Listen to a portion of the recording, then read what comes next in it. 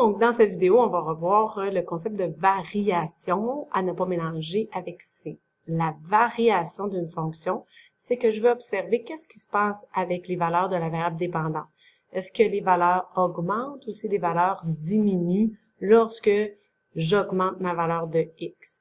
Donc, par définition, on mentionne que la variation est dite croissante dans un intervalle donné pour X lorsque les taux de variation sont positifs. Donc, on va dire lorsque la fonction elle monte.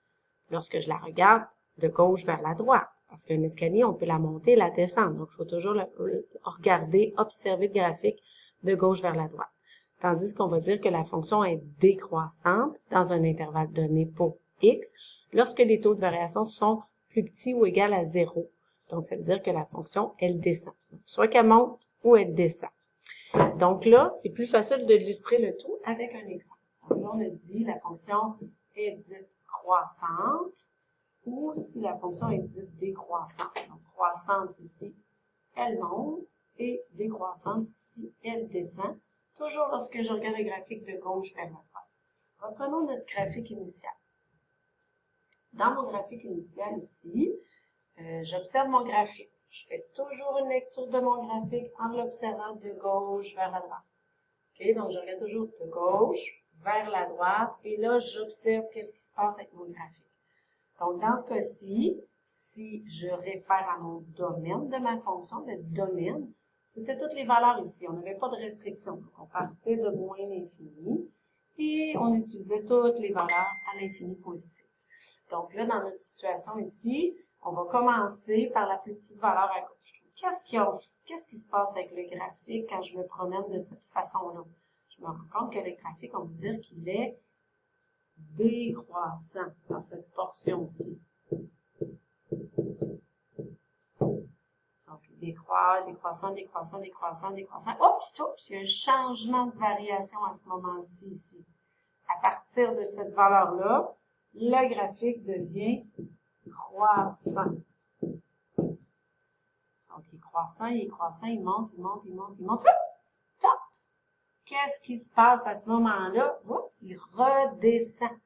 Donc, à partir d'ici, on va dire qu'il va être décroissant. Donc, à partir d'ici, on va dire qu'il va être décroissant. Et oups, il n'est pas décroissant longtemps. Donc, il va y avoir un petit intervalle. Et après ça, oups, qu'est-ce qui se passe? Il redevient croissant.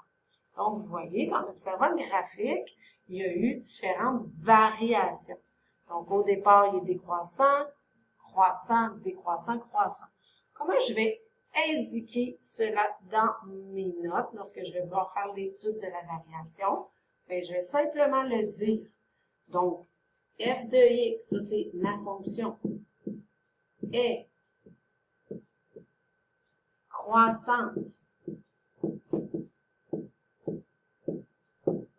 Et là, je vais d'une façon plus technique pour X. Et là, le symbole pour dire dans cet intervalle-là, c'est le symbole comme celui-ci. Ce symbole-là veut dire appartenant à l'intervalle. Et là, je vais indiquer dans quel intervalle elle est croissante.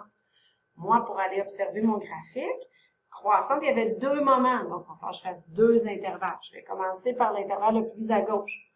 Le premier intervalle qui est ici, ce qui est important dans notre définition, c'était de dire selon l'intervalle de X. Donc, je dois faire ma lecture des valeurs que je vais mettre dans mon intervalle, c'est des valeurs sur l'axe des X.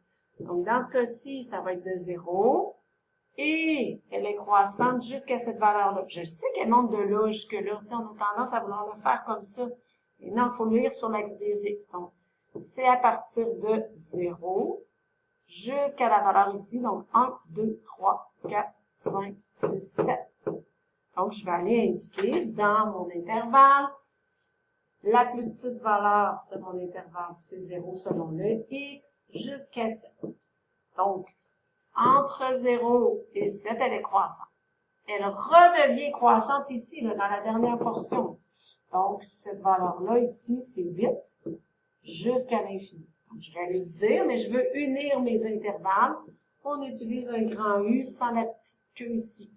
Et là, on va dire de 8 jusqu'à l'infini, pas de crochet. Ça, c'est pour la fonction croissante. Décroissante, je vais faire la même chose. Je vais dire f de x est décroissante pour X appartenant. Donc là, je viens observer mon graphique. Je commence à gauche. La première valeur, ben là, j'arrivais de moins l'infini. Donc, je vais indiquer de moins l'infini. Et là, j'y vais jusqu'à quelle valeur? Ben, jusqu'à 0. C'était la valeur que j'avais indiquée. Donc, jusqu'à 0. C'est normal parce qu'à partir de 0 ici, elle devient croissante. J'ai un autre intervalle de décroissance, juste cette petite portion-là ici qui est décroissante. Donc, de moins l'infini jusqu'à 0 est décroissante. Et entre 7 et 8 aussi, elle est décroissante.